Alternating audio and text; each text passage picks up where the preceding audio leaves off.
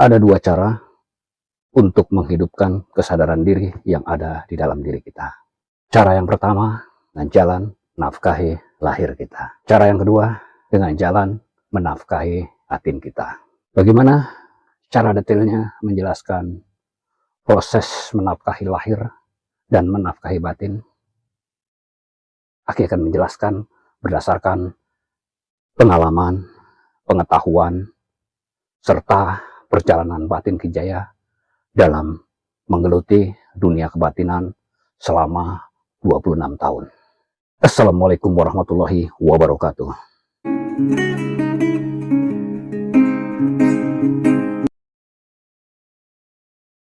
Malam hari ini Kijaya akan menjelaskan bagaimana proses atau cara menafkahi lahir. Secara umum atau secara logika, menafkahi lahir dengan cara memberi makan raga, memberi minum raga, menjaga pola makan raga, menjaga pola tidur raga, agar raga ini tetap sehat dan kuat dalam menjalani kehidupan. Secara tersurat, raga ini adalah amanah. Untuk menjaga raga amanah ini, kita harus menjaga kaki kita, menjaga tangan kita, menjaga mulut kita, menjaga hidung kita, menjaga mata kita, menjaga telinga kita, dan menjaga hati kita. Karena yang Aki sebutkan tadi adalah bagian dari raga ini. Bagaimana kita cara menjaga kaki kita? Dengan cara menggunakan langkah kita untuk jalan kebaikan. Seperti contoh, melangkah ke tempat-tempat kebaikan, seperti untuk beribadah, untuk melakukan aktivitas, yang artinya konteks ibadah itu luas. Jadi, kaki ini kita bisa gunakan untuk melangkah ke masjid, ke majelis taklim, untuk bekerja, untuk menuju ke tempat-tempat kebaikan. Karena sholat, bekerja, dan melangkah ke tempat kebaikan adalah bagian dari ibadah. Yang kedua, tangan kita. Gunakan tangan kita untuk kebaikan. Dengan cara apa? Menolong orang lain dengan memberi dan melakukan pekerjaan dengan tangan kita.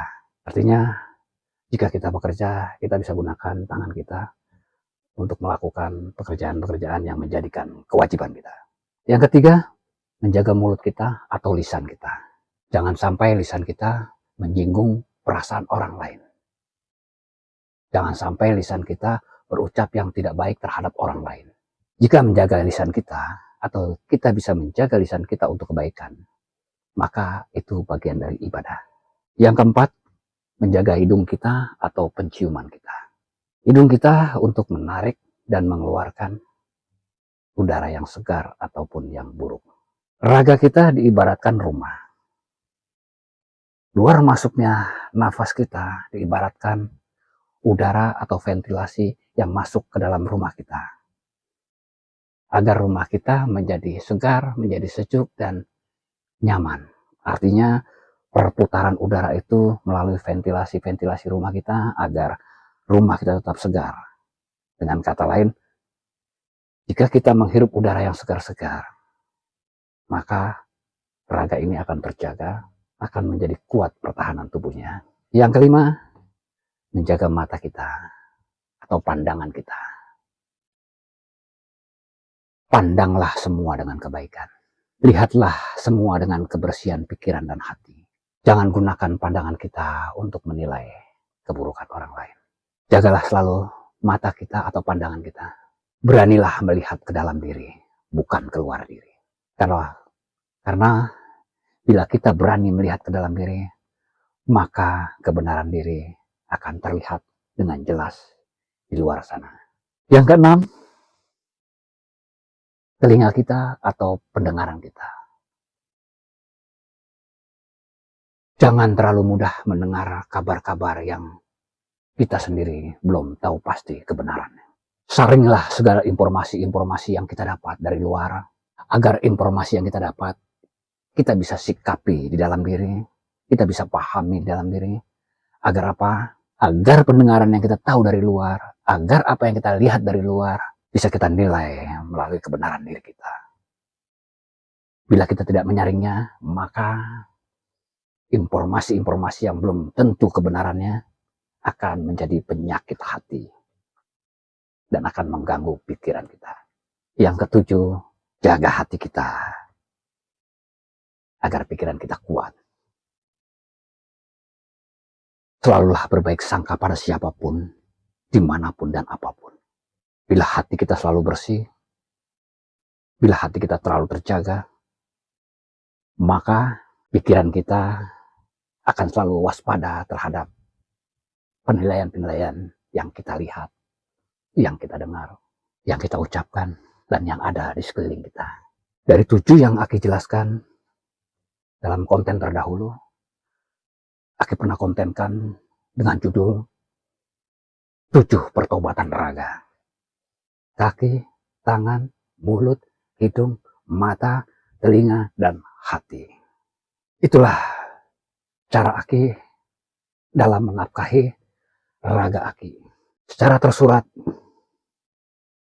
menafkahi raga dengan makan, dengan minum, menjaga pola makan, menjaga pola tidur. Dan secara tersirat, menjaga amanah raga ini dengan 7 langkah tadi. Bila kita bisa belajar dari 7 langkah tadi, maka akan berkaitan dengan menafkahi batin. Untuk penjelasan menafkahi batin, Aki akan jelaskan untuk konten berikutnya. Untuk malam hari ini, Kijaya hanya bisa menjelaskan tentang menafkahi lahir berdasarkan pengalaman, pengetahuan, perjalanan batin Kijaya. Bila penjelasan ini merasa tidak sama dengan para penjelajah sejati, mohon dibukakan pintu maaf yang selebar-lebarnya. Karena setiap perjalanan memiliki jawaban masing-masing. Dan semua jawaban dari perjalanan melalui prosesnya masing-masing. Pesan Kijaya, sering-seringlah melihat ke dalam diri. Jangan melupakan atau jangan lupa yang ada di dalam diri. Jangan biarkan pikiran kita selalu terlena di luar sana. Jika kita selalu menengok ke dalam diri, atau kita selalu ingat ke dalam diri, maka kesadaran diri kita atau sifat-sifat yang ada di dalam diri kita akan membantu raga kita dalam menjalani kehidupan. Bisa membantu raga kita dalam menghadapi setiap permasalahan dan ujian yang kita hadapi.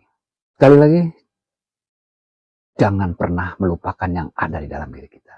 Sesekali datanglah dan tengoklah yang ada di dalam diri kita, agar bisa membantu menjaga keseimbangan raga dalam menghadapi atau menjalani kehidupan ini. Mohon maaf bila ada salah-salah kata atau salah-salah ucap. Yang Aki jelaskan adalah bagian dari perjalanan batin Kijaya, bahwa semua jawaban, semua perjalanan memiliki prosesnya. Bila proses perjalanan batin Kijaya kurang bermanfaat, abaikan dan cukup tahu saja.